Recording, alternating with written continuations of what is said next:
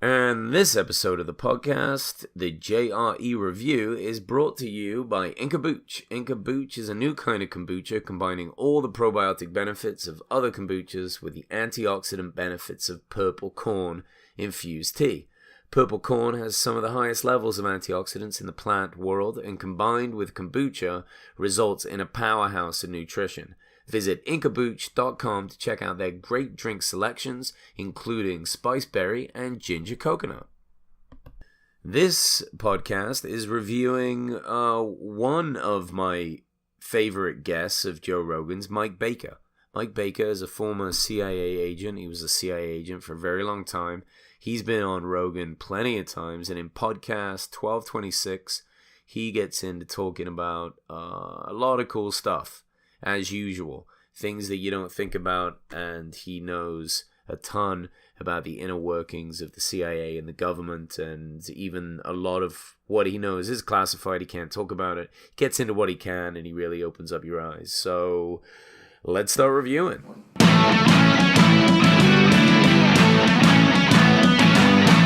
Welcome to the Joe Rogan Experience Review, where each week I review every single episode of the Joe Rogan Experience. What more do you want? So Mike has a new show coming out, or a new show that he's starting to film, called Black Files, which goes into kind of like the expenses of the CIA. Now, the CIA is under the umbrella of the Department of Defense, which has a budget from the U.S. government, but doesn't have to identify how much they spend on each individual thing, because other countries should not get a hold of that information. So when it comes to our intelligence agency, which is the CIA, Central Intelligence Agency, they don't have to declare how much they take out of the Department of Defense budget either. So again, it's just a big blanket umbrella amount, and then the CIA is in there. But what Mike does on this show is he talks about how he and his team will kind of take guesses through the information they can get a hold of, and look at times in the past when they've spent money and kind of where their budget is and what their reach is and these sorts of things. So it's going to be an interesting show. Definitely check that out if you're into those sorts of things when you can. Mike talks a little bit about the reason you can't really declare this information, and because you sign a confidentiality, like top secret type contract. And he gives the example of these Navy SEALs that are often writing books after they retire. I was saddened by this, because I always like reading those types of books, actually, to be honest. I find them fascinating. But he did bring up a good point, and it was like other Navy SEALs and other people with, top secret clearances and all the rest of it get kind of frustrated when people do this, because it is breaking that vow of secrecy. And, it's top secret stuff for a reason a lot of times, like the training methods and all the rest of it. We don't want other countries kind of getting a hold of that, which makes sense. He does talk a little bit about politics. I mean, you can't get away from politics when you're talking about CIA type things, but they talk about the government shutdown and how it's a long-term major issue.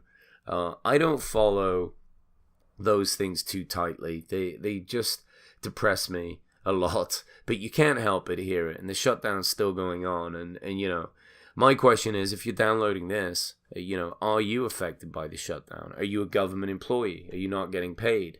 I would love to hear from people that are struggling with this and just get a real understanding of how difficult it is. And I don't even know who is not fully getting paid. I assume some people in the government must be getting paid, but how long is this going to go on for?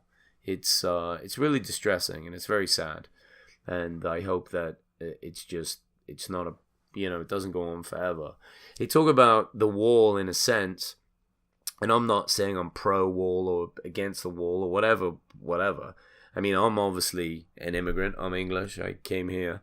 There was no wall on the side that I came in, but I'm sure if you add one, it's going to be a pain in the ass. But they're saying that it stops drugs, and it doesn't. You know, drugs are coming in boats, and they're hidden in cars, and God knows, they're probably flown over the wall. I don't think a war is going to stop these things.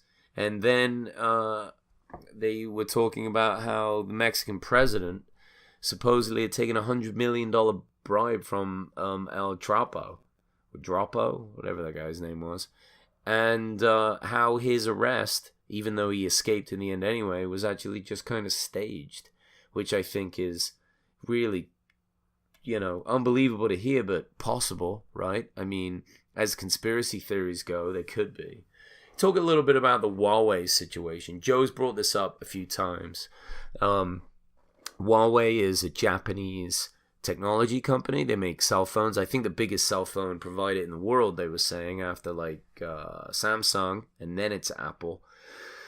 But, Mike brought up an interesting point, and it wasn't that the Huawei phones have technology in them that can record us, but it's just that all of their technology and telecommunication are embedding themselves kind of all over the world.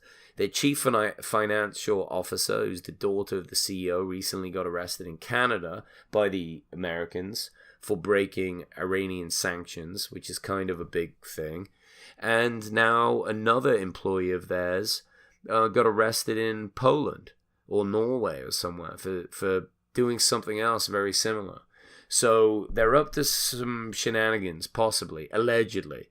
And America is worried about, what they're up to. Supposedly, either they or the Chinese government have stolen from some of our defense companies like Lockheed Martin, Northrop Grumman, and Grumman, I don't know. And they're breaking into steel companies. They're taking, information and technologies, and I'm sure governments are always kind of, trying to steal from each other and get information wherever they can. But I guess Huawei and the Chinese are doing this a little bit too much for Trump's liking.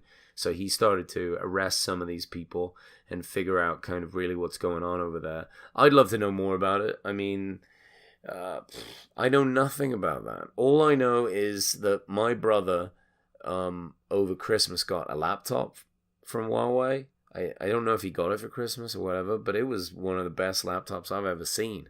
It was so sweet. But yeah, probably full of Chinese spy technology. I don't know. I'm just kidding. I don't know. I'm sure they're great.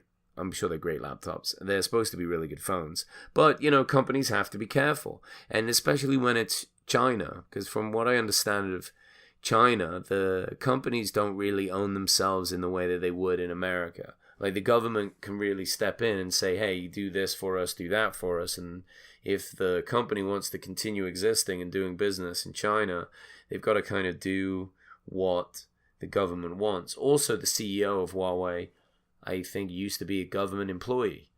So that raises some eyebrows, for sure. One of the last things that Mike and Joe get into is kind of how Joe doesn't really have any real jobs. And I found that quite funny and fascinating. It's a true thing about Rogan. Like, he works for the UFC, does his podcast, and he does stand-up. And in a way, they're kind of all made up fake jobs, but good for him. I think he's inspires and paves the way for a lot of people to have not real jobs, and they can be great too. So I like that he emphasized that. I think he should do it more. And when he says fake job, it doesn't mean that it doesn't have value. I think his jobs have real value, and I'm super glad that he does all three of them. And if he stopped doing any one of them, I would certainly miss it for sure. But the podcast is the one I'd want him to do the longest, personally, because, well, I guess because I review it, that makes sense.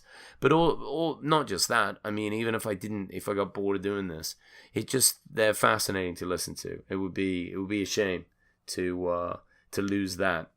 So, fake jobs aside, Mike Baker is always a great guest to have on, full of knowledge, fun to listen to as well. He really brings kind of like an interesting angle to any type of topic. And Joe always has a lot of good questions for him, whether they're conspiracy theory related or not. So definitely check this one out. I enjoyed it. Hopefully Mike will be back on soon. And check out his new show whenever it comes out, called Black Files. I don't know what channel it's on, but I'll figure it out and I'll let you guys know in the future. So thanks for listening. I appreciate you guys. Talk soon.